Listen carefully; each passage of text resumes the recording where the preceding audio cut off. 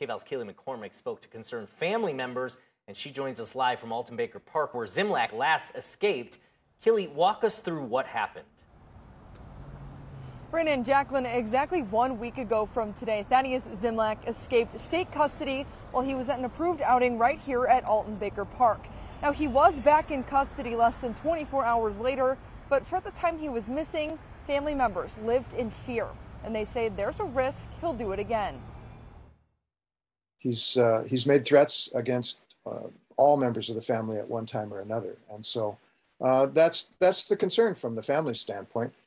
Is that he is out on these semi-supervised outings and escapes, and it puts all of us potentially in danger. Not 2, not 3, but 4 times now, Thaddeus Zimlack has escaped state custody. In the most recent incident, he ran away from staff while on a supervised visit to Alton Baker Park last Thursday. Friday morning, police found him in Veneta. Robertson believes Zimlack was headed to Florence, which is where Robertson and his wife have a home. The previous time that he escaped, he went to Southern California, which is where his sister lives. In 2020, Zimlack escaped from Pendleton, bought a knife, and hitchhiked all the way to Pasadena before California police found him. Robertson said he thinks Zimlack had bad intentions and was trying to get to his sister. I spoke to the police chief who was on the case during that 2020 hunt for Zimlack. I asked if he was surprised to hear he escaped a 4th time. I was surprised. I can't say that I'm surprised, unfortunately.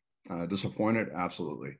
Disappointed in Oregon's systems of care. So the big question here, who's held accountable? State Senator James Manning weighing in on the issue, saying there's an issue with the system and we need to see change. And I intend to look into this further, especially when we start going back into legislative session, how this happened, and to be able to prevent this from occurring again, specifically for this one individual, but not only him, but others that fall into the similar or same categories. Manning says they need to conduct a thorough audit and look into security enhancements. And Zimlack's family, putting it plain and simple, they do not want a 5th opportunity for Zimlack to escape. The state of Oregon should realize that that he is a criminal. He's been convicted of murder, and that he's threatened other family members, and that's what concerns us the most. I know a lot of our questions still feel unanswered. That's because we can't get a hold of the team that authorized Zimlack's outing last week. I reached out to the Oregon State Hospital and the Oregon Health Authority. The state hospital told me OHA informed them not to do my interviews, and the Oregon Health Authority referred me back to the statement they gave me last week. That information is available for you on our website. For now, I'm live at Alton Baker Park. Keely McCormick, back to you. Keely, covering all your bases. Appreciate it. Thank you.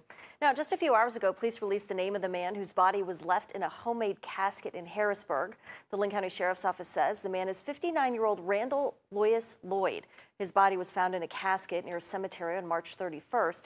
He was identified by fingerprints, and the sheriff says it appears he died from natural causes, but they're still waiting on toxicology results.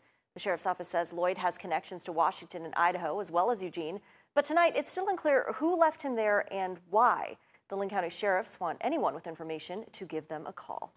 Meanwhile, one person was hospitalized this afternoon in a house fire in Springfield. Look at all that smoke there. Eugene Springfield fires say the fire broke out around 320 on Thurston Road and 55th Place. The department says propane tanks inside exploded, blowing out the windows. There was also concern about ammunition inside the house, but it did not go off. The fire has been put out. It's unclear right now how it started. The homeowner had minor injuries and will not be able to go back to the home for now due to the damage. A follow-up tonight on the shooting that left abandoned teenager dead yesterday morning. Gold Meadows spoke with the teen's mother and touched base with Bandon police on the latest in the investigation. Bandon police say several firearms were found in the home where 15-year-old Finian Lewis was allegedly shot and killed by his stepbrother, 24-year-old Torrin Mowry. It happened here Wednesday at the Harvard Street Apartments. He's known to have and carry firearms, the shooter, Torrin. Bandon Police Chief Corey Dillon says officers responded to a call for a shooting Wednesday morning at the complex located on Harvard Street. At the time, we took into custody a Torrin Mowry, who was the half-brother of the victim. The victim expired from a gunshot wound, and the suspect Torrin is in custody and facing murder charges. Neighbors comforted the teen's mother after the shooting. She believes the shooting was accidental and there shouldn't have been a gun in the home. Meanwhile, neighbors say they've never seen the brothers argue. Police say the investigation is ongoing. We're in the preliminary stages of the investigation. The intent of the shooter will be determined throughout the process of the autopsy and the interviews of all the pertinent parties. Bandon School District officials couldn't confirm if 15-year-old Finian Lewis had previously been enrolled in their school district, but confirmed he was not enrolled at the time of the shooting. Mowry was arraigned Thursday morning on a charge of second-degree murder and is being held at the Coos County Jail. His bail is set at $2 million. Coos County District Attorney Paul Frazier says the case will likely be presented to a grand jury before April 28th. Reporting in Bandon, I'm Gold Meadows. Anyone with information in the case is asked to contact the Bandon Police Department. Taking a live look over Eugene tonight. Still a bit cloudy out there, but a break from the rain. Will it last is a big question. Here's KVAL's Genevieve Meltzer with a first look at your forecast. We're starting to see those evening showers kind of move on in, although not much rain earlier today. Not much to speak of in Eugene, just a little bit in Roseburg. Gold Beach definitely being the clear winner at over 1/4 of an inch. Visibility looking pretty good this evening, although we're starting to see visibility be impacted around the 8 o'clock hour here in Eugene. But we will see that improve as the night does progress. Also, we're still dealing with those double-digit wind speeds, but we do have some calm wind heading our way, which is some good news. But for you allergy sufferers, today looking like a good day. Tomorrow, more pollen than Saturday, elevated, and I'll tell you why coming up in my full forecast. Oregon and America have gone from being on the mend to being on the move. We just got to get the hell out of our own way. So we're coming forward with challenges from strength, positions that we're in, not like we've been before. I'm more optimistic about America's potential today than I've been any time in my career. President Biden in Portland today highlighting the long-term impacts of the bipartisan infrastructure bill and how it will impact Oregon. Biden spent a few hours in the Rose City talking about infrastructure issues and also generating support for Democrats. He's focusing on improvements being made at Portland International Airport to help make it earthquake resistant. PDX lies on a fault line, and it's in the process of a $2 billion upgrade for a state-of-the-art terminal. The airport's being modeled after a location in Japan that remained operational after an earthquake and tsunami. Successfully evacuating families and moving life-saving supplies because their runway was resilient. It was built resilient in the first place.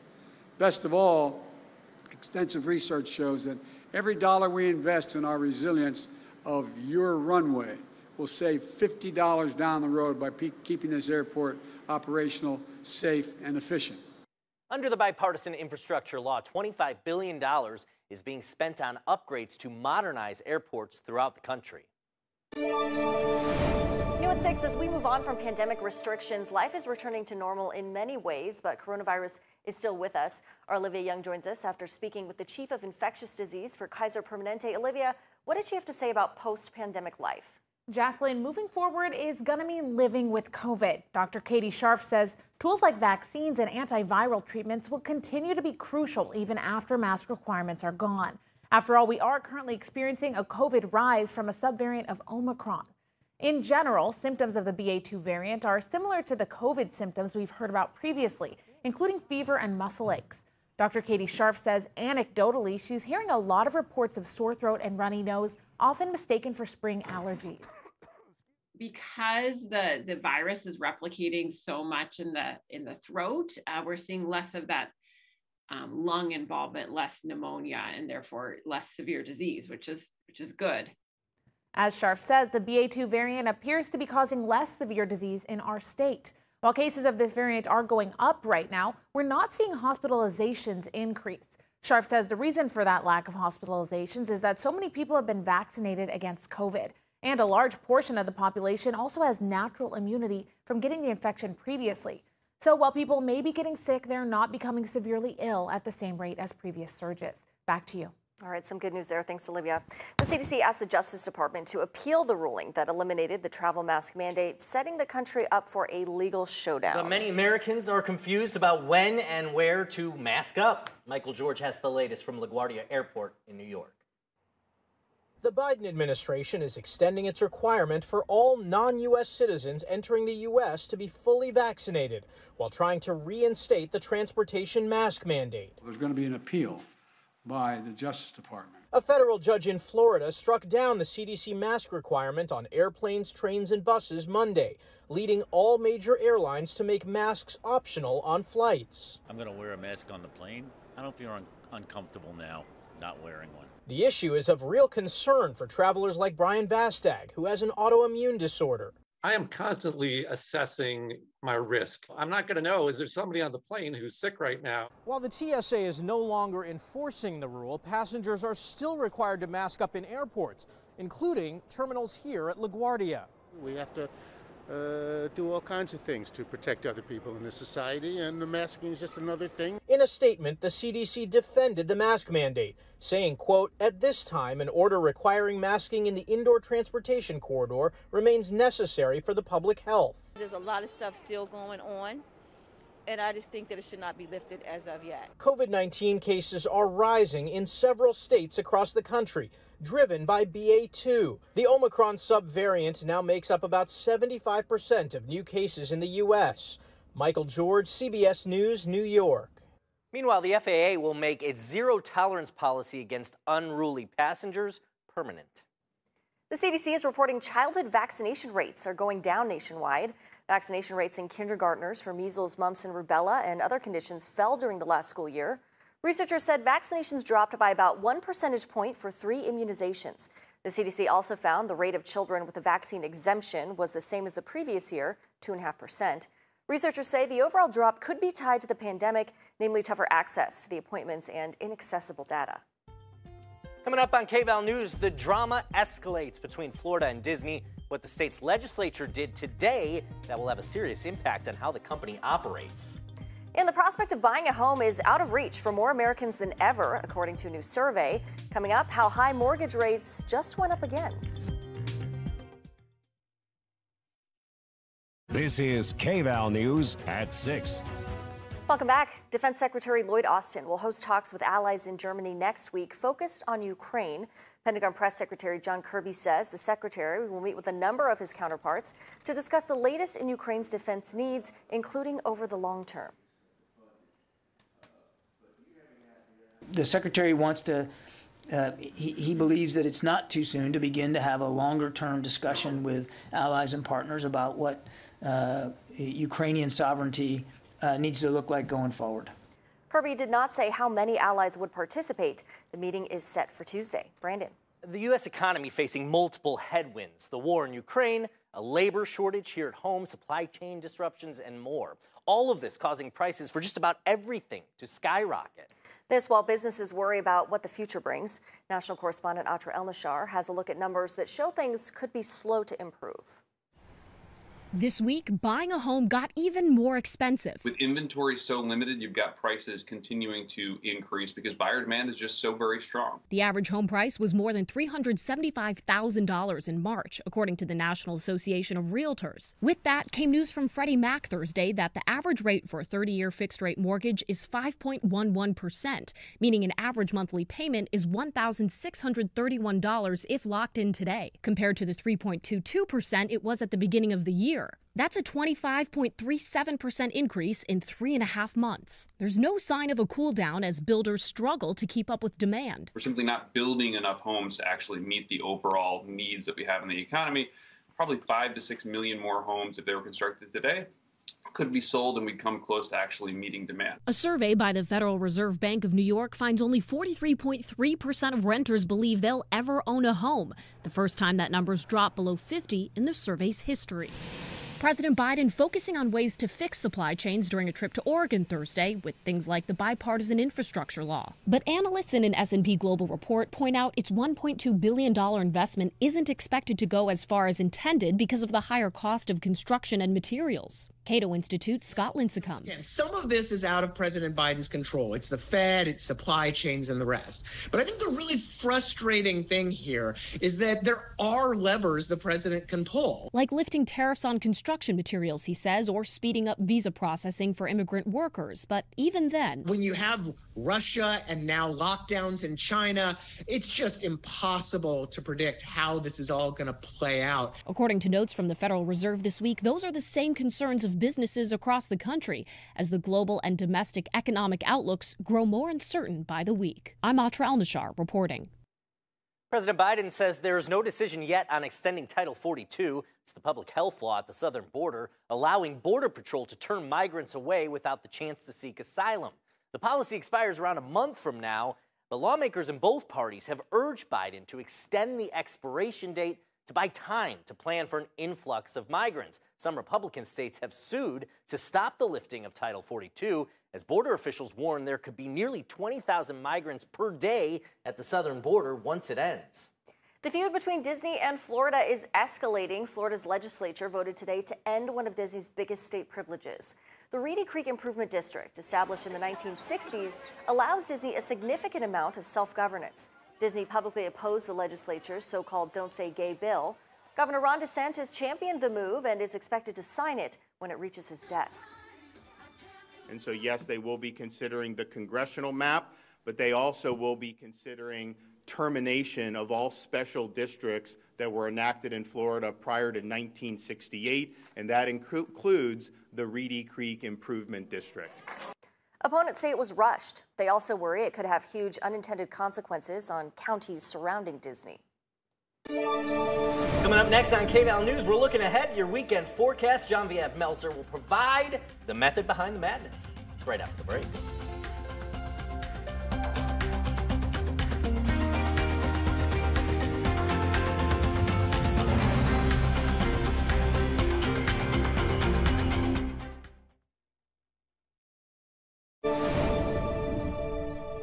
We are still dealing with double-digit wind speeds along the coast, a little bit calmer along the I-5 corridor, but as the night progresses, we're actually going to see these winds start to calm, which is a nice change since we have been dealing with so much wind the last couple of days, but still double-digit wind speeds in Gold Beach, but into late tonight, seeing things pretty calm, even in Gold Beach, so that is a nice change of pace. We're also expecting to see those showers return around dinner time and then kind of get a little bit of a break from that. You could see some scattered showers here or there, but pretty dry into tomorrow morning. Then tomorrow afternoon, we could see some scattered showers along the I-5 corridor. And then your weekend looking to be pretty dry. As we take a look at your rain gauge into late tonight, potential to see could see quite a bit here in Eugene, a 1/10 of an inch to a 1/4 of an inch, probably see a little bit less than what the rain gauge is projecting, but that's about it. We're not really seeing those rain totals move up until tomorrow afternoon, just slightly, but we do have chances of thunderstorms. That's why we might see a little bit more of that rain than we are expecting because of those chances of thunderstorms along the I-5 corridor and to the southeast of us. But tomorrow, a very different story as those chances of thunderstorms are gone in our area. They've now moved over to the Cascades and to the Bend area. Temperatures tonight dropping into the low 40s, very similar to what we've been seeing the last few days. Temperatures getting up into the mid 50s and then lowering into the low 40s, high 30s here and there. Snow levels, also good news as we're seeing those continually rise, and we're not really going to see any more new snow accumulation. We're just talking about a couple hundredths of an inch. As this low makes its way past western Oregon, we do have high pressure moving on in, and then we do have another low. But the good news is that we're almost out of the clear of all of that rain, but you allergy sufferers, Saturday looking like that's going to be a day of high pollen because look at that. It's just a beautiful weekend ahead of us. No rain or wind to kind of push things out, and temperatures climbing up to above average. So very different story than what we've been experiencing, but happy to see more spring-like conditions move on in. Even seeing 60s on Monday before we do have chances of rain moving on in. The rest of your week dropping temperatures down yet again into the mid 50s.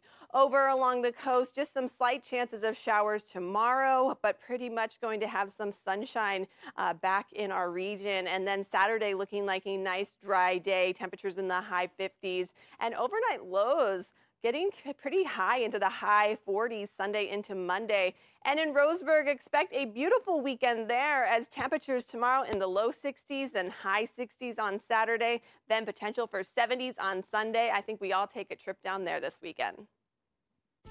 All right, me and Jacqueline are joining. Woo! Coming up next on KVAL News. There's a lot of attention on Mars, but scientists are now calling on space agencies to put another planet on the travel list. We'll explain after the break.